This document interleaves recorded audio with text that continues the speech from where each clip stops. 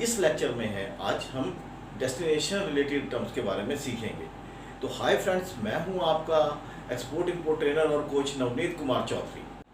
Destination related Incoterms को हम D terms के नाम से भी जानते हैं। तो उसमें क्या होता है कि हमें डेस्टिनेशन मेंशन करना बहुत ज़्यादा इंपॉर्टेंट हो जाता है। सबसे पहले जो हमारे पास डेस्टिनेशन रिलेटेड इनको टर्म आती है उसमें आता है हमारे पास DAT, delivered eight terminal. Second इनको टर्म आती है डेस्टिनेशन वाली DAP, डिलीवर्ड एट प्लेस। और थर्ड आती है हमारे पास DDP, डिलीवर्ड ड्यूटी पेड। तो आइए फ्रेंड्स हम शुरुआत करते हैं DAT से, डिलीवर्ड एट टर्मिनल।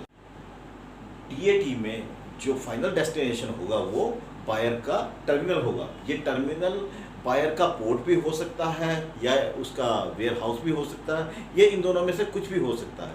तो सेलर की जो इसमें रिस्पॉन्सिबिलिटी आएगी वो या तो पोर्ट तक आएगी जो हमने उसमें मेंशन किया होगा, या बायर का वेयर हाउस आएगा। तो यहाँ से सेलर के वेयर हाउस से लेकर उसके फाइनल टर्मिनल तक जितनी भी रिस्पॉन्सिबिलिटीज़ होंगी वो सारी की सारी बायर को, माफ़ कीजिएगा, वो सारी की सारी जो फॉर्मेलिटीज़ हैं, रिस्पॉन्सिबिलिटी है, वो सेलर को पे करनी होगी। इसमें इंक्लूड हो जाते हैं वो ट्रांसपोर्टेशन भी, जहाँ तक टर्मिनल को हमने मेंशन किया हुआ है। इसके बाद जो रिस्पॉन्सिबिलिटी है वो सारी की सारी बायर को पे करनी होगी। और एक चीज़ यहाँ पर बायर को कस्टम क्लियरेंस पे करना होगा, कस्टम ड्यूटी पे करनी होगी, और जो भी टैक्सेस होंगे वो बायर की रिस्पॉन्सिबिलिटी में आएंगे। नेक्स्ट जो टर्म हमारे पास आती है वो है DAP। DAP के केस में क्या होगा, जितनी भी रिस्पॉन्सिबिलिटी होंगी वो सारी की सारी सेलर को पे करनी होगी बायर के फाइनल प्रीमाइसिस तक।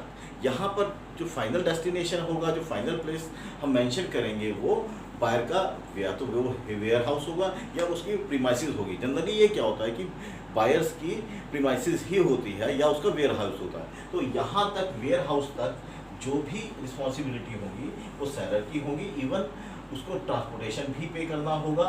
यहाँ पर केवल उसके फाइनल प्लेस तक पहुँचाने के बाद जो भी फॉर्मल रिस्पॉन्सिबिलिटी आएगी वो बायर को पे करनी होगी। जैसे कि अनलोडिंग यहाँ पर सेलर की नहीं आएगी, वो बायर की ही आएगी।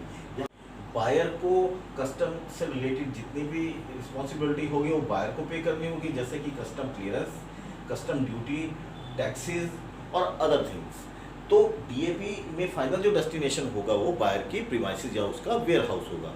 नेक्स्ट जो हमारे पास इनको टर्म आ जाती है, फाइनल इनको टर्म जो होती है वो आती है DDP, डिलीवर्ड ड्यूटी पेड। इस केस में क्या होगा कि जो फाइनल डेस्टिनेशन होगा वो बायर का प्रीमाइसिस होगा या उसका वेयर हाउस होगा। तो यहाँ तक जितनी भी फॉर्मेलिटीज़ होंगी, रिस्पॉन्सिबिलिटीज़ होंगी, वो सेलर को ही पे करनी होगी। इसमें कस्टम ड्यूटी भी सेलर को पे करनी होगी, कस्टम की जो क्लियरेंस है वो भी सेलर को पे करनी होगी, और ऑल टैक्सेस भी कस्टमर को पे करने होंगे। आप ये कह सकते हैं कि टोटल अपने वेयर हाउस से लेकर बायर की प्रीमाइसिस तक जितनी भी फॉर्मेलिटीज़ हैं, जितनी भी रिस्पॉन्सिबिलिटीज़ हैं, वो सेलर को ही पे करनी होगी। केवल मात्र बायर अनलोडिंग के लिए रिस्पॉन्सिबल होगा और आगे जो भी उसकी फॉर्मेलिटीज़ होंगी उसके लिए रिस्पॉन्सिबल होगा।